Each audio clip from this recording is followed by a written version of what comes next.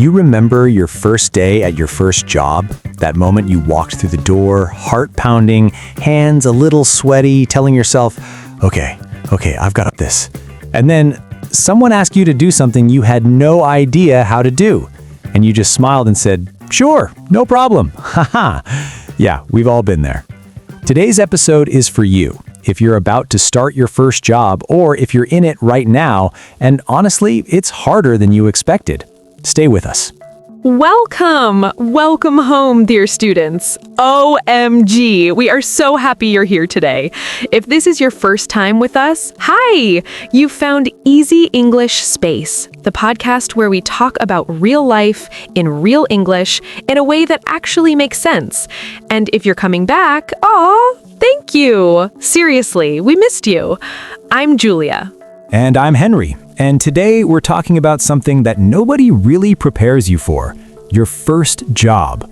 Yes, and not just like, here are some interview tips. No. We're going all the way in. The nervousness, the mistakes, the things that nobody tells you, the small victories, all of it. Because getting through your first job, it's a whole journey. It's not just work, it's growing up, honestly. Okay, so Henry, let me ask you something right away. Do you remember your first real job? Like your very first one? Oh, yeah, I do. It was a lot. Wait, was it bad? What happened? It wasn't bad, it was just, I had no idea what I was doing, Julia, like zero. I was so confident in the interview, right? I was like, yes, I'm a fast learner, I adapt quickly, I'm great with people. And then week one, someone asked me to send a formal email to a client, and I sat there for 20 minutes staring at the screen. Oh no! I didn't know how to start it. I didn't know how to end it. I wrote dear sir or madam, and then deleted it like 5 times. Okay, wait. Okay, this is actually a really good point. And listeners, pause for a second here. Can you relate to this? That feeling of, I said I could do this, and now I'm sitting here like, can I though?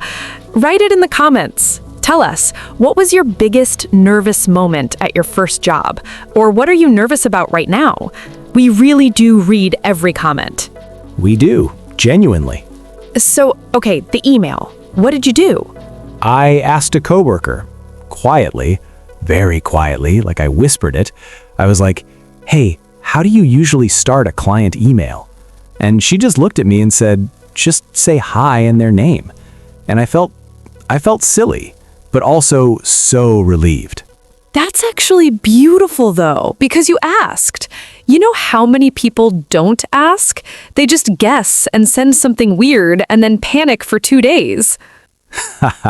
Yeah, asking for help is one of the best things you can do in your first job. And it sounds simple, but it is genuinely hard when you're new.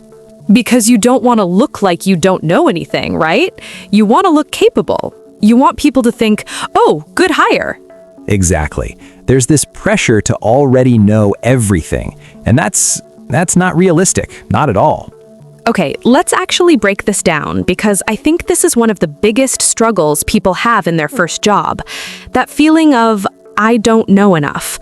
Henry, what do you call that? Imposter syndrome. Have you heard that phrase, listeners? Imposter syndrome. It means you feel like you don't belong, like you're faking it, like other people are going to figure out that you're not actually qualified. And the wild thing is, almost everyone feels this. At their first job, at their second job, even really experienced people feel it sometimes. Yeah, it's incredibly common. And the reason it happens is because when you're new, you're comparing your inside to everyone else's outside. You see your coworkers looking confident, and you think they know everything. But they had their first day too. Okay, listeners, here's a little practice moment. Say this sentence out loud with us. Ready?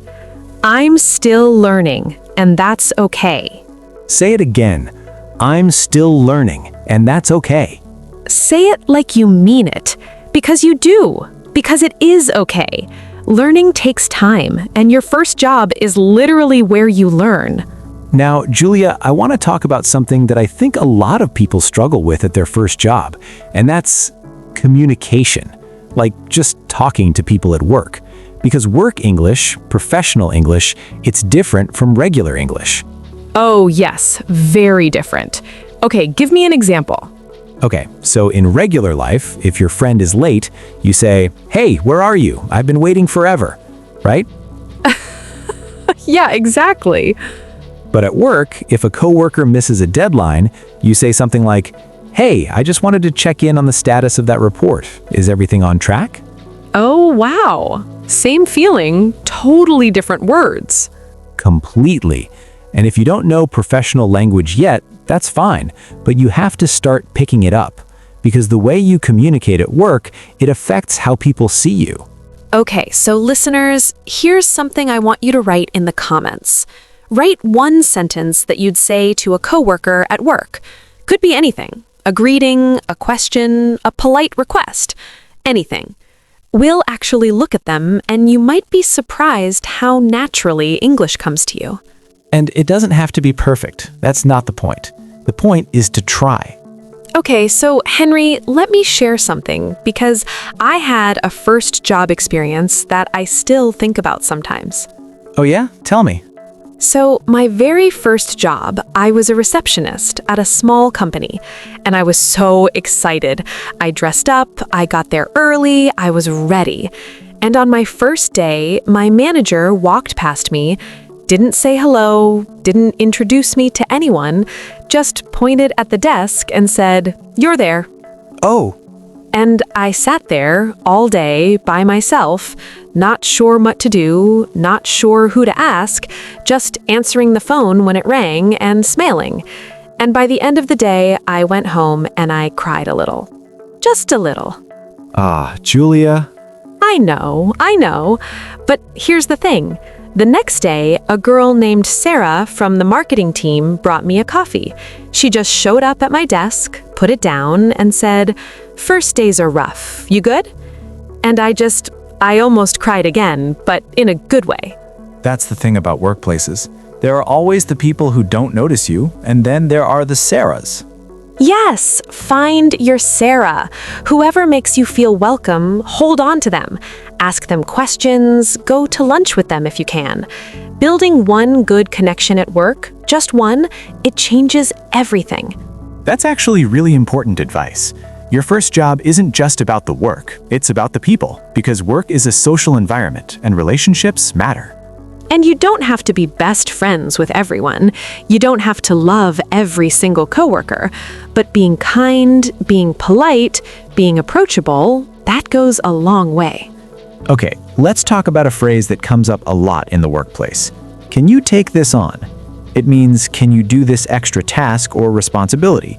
And as a new employee, this is tricky, because you want to say yes because you want to show you're capable, but sometimes you genuinely don't have time. What do you say? What's a polite way to handle that? You could say something like, "I'd love to help with that. Can I check my current tasks first and get back to you?" That's honest. It's professional. It shows you're taking it seriously without just saying yes to everything. Okay, say that with us. "I'd love to help with that. Can I check my current tasks first and get back to you?" Say it out loud, really. It's a great phrase for real life. And it works. It buys you time, it's respectful, and it shows maturity. Speaking of maturity, Henry, can we talk about mistakes? Because I feel like nobody tells new employees that mistakes are going to happen, and not small ones. Yeah, big ones sometimes. Tell me, did you ever make a really bad mistake at work? Yes. I sent a report to the wrong person once, like internal company information sent to the wrong email address. And I noticed about 3 seconds after I hit send and my entire body just froze. Oh no, oh no, oh no! I had to go to my manager and tell her immediately, and I was so scared. I thought I was going to get fired on the spot. And she looked at me and said, "Did you catch it yourself?" And I said, "Yes." And she said, "Good. That's what matters. Now let's fix it."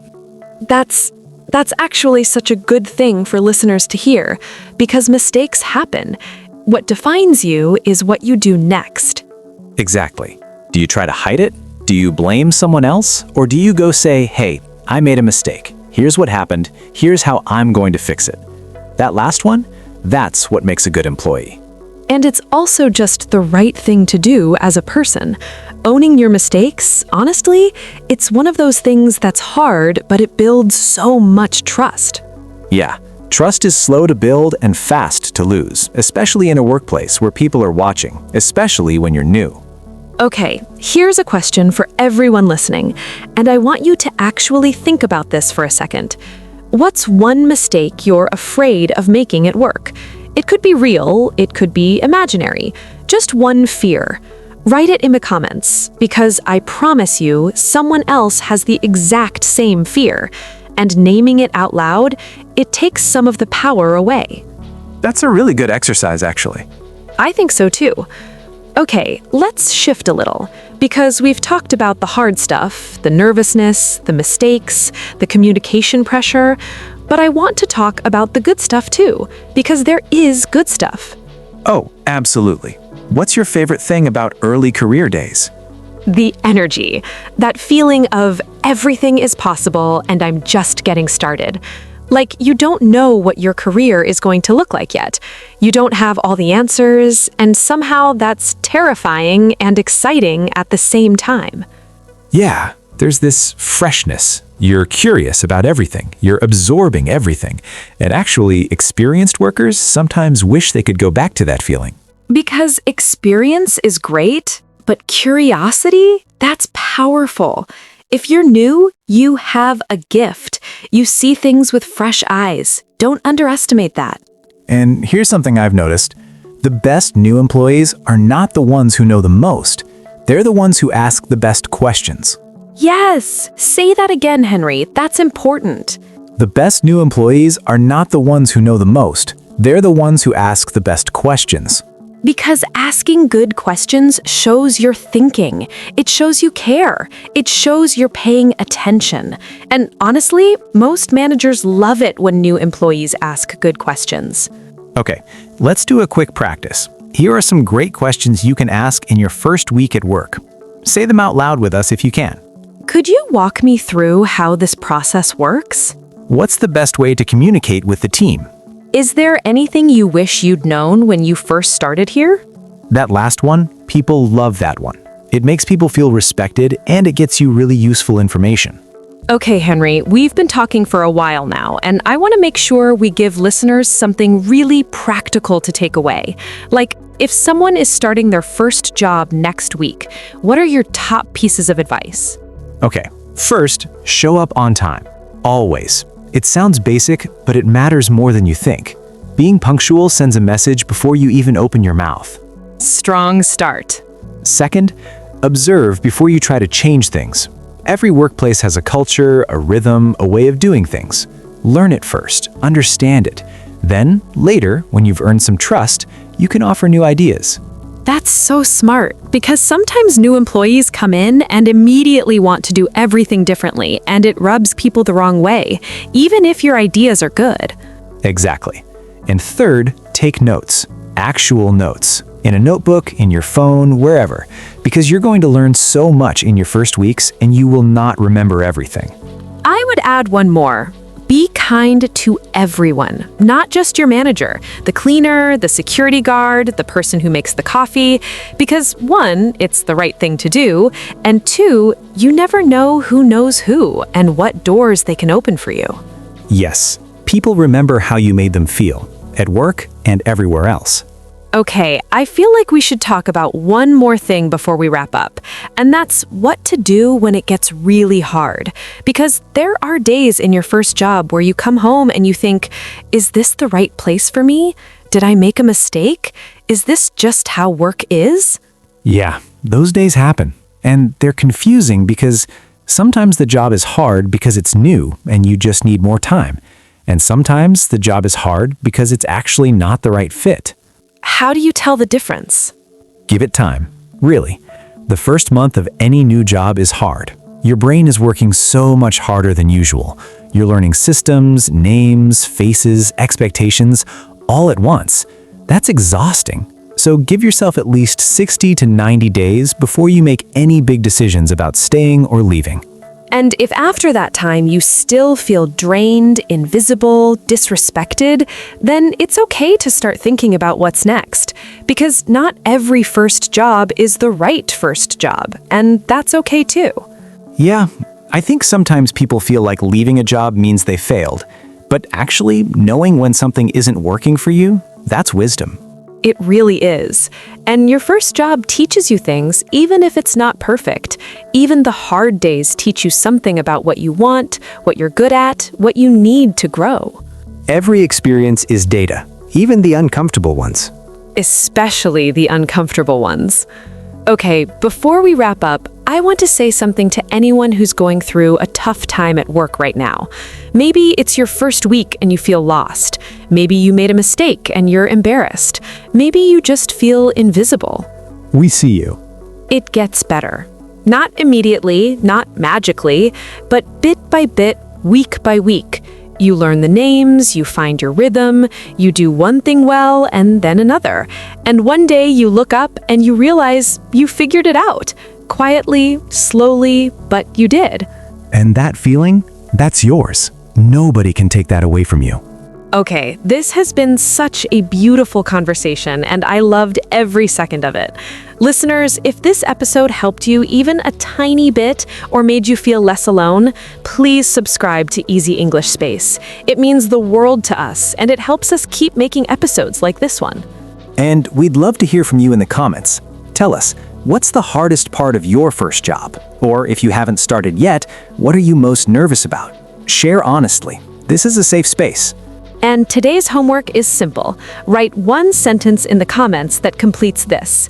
In my first job, I learned that, or before my first job, I'm nervous about, either one, just one sentence. You can do it.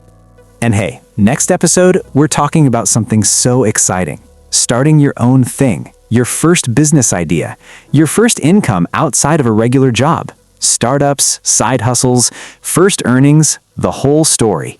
Oh my gosh, yes. That one is going to be so good. We have stories, we have tips, we have some really honest moments too.